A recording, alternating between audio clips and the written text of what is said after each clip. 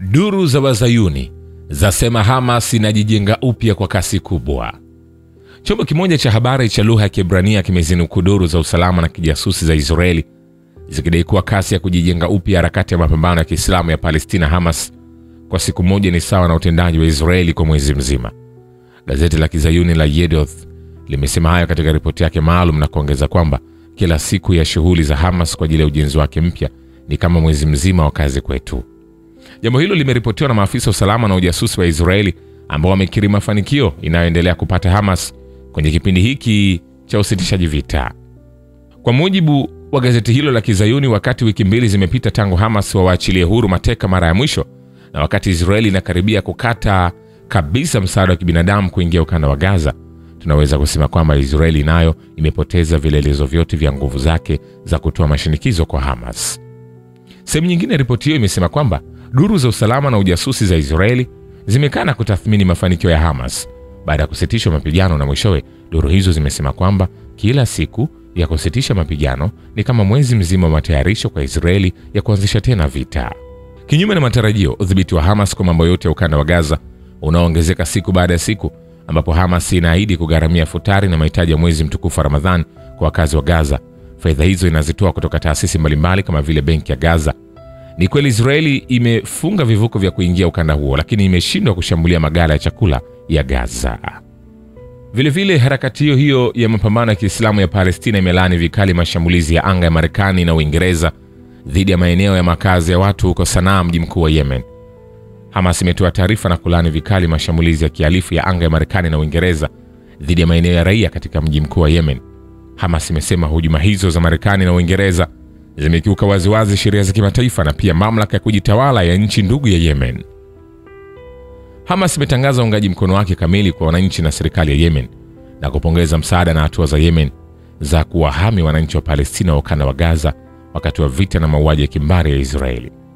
Ofisi ya kisiasa ya harakati Ansarullah ya Yemen nayo ilikuwa imetoa taarifa baada ya jinai hizo za anga za Marekani na Uingereza na kuyataja mashambulizi ya nchi hizo mbili dhidi ya makazi ya raia katika mji wa Sanaa kuwa ni kitendo cha uhasama na ni jinai.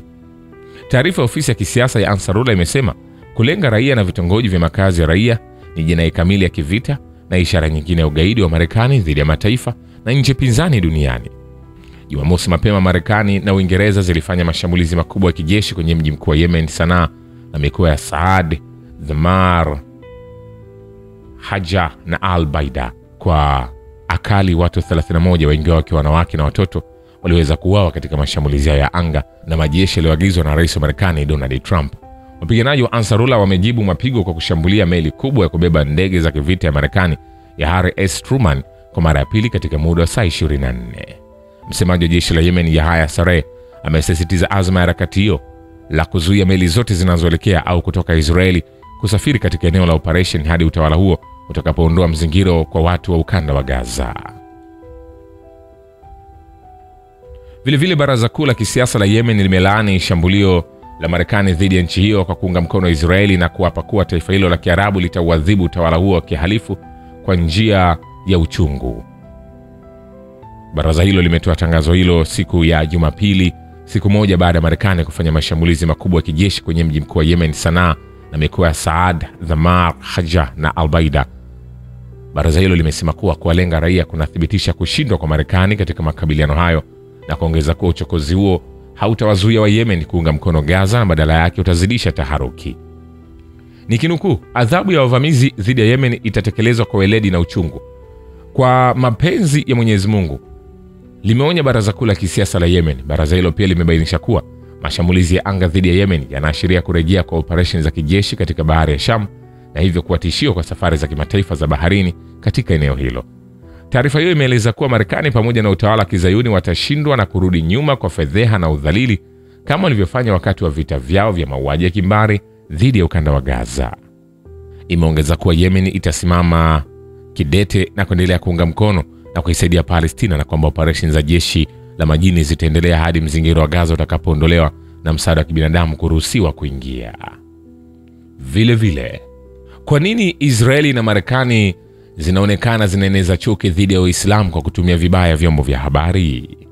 Utawala wa Kizayuni wa Israeli na Marekani pamoja na baadhi ya nchi za Ulaya zimeendeleza vitendo vyao vya uharibifu na kuiondoa televisheni ya Al-Aqsa katika satellite zote za kimataifa kwa lengo la kubana uhuru wa kujieleza.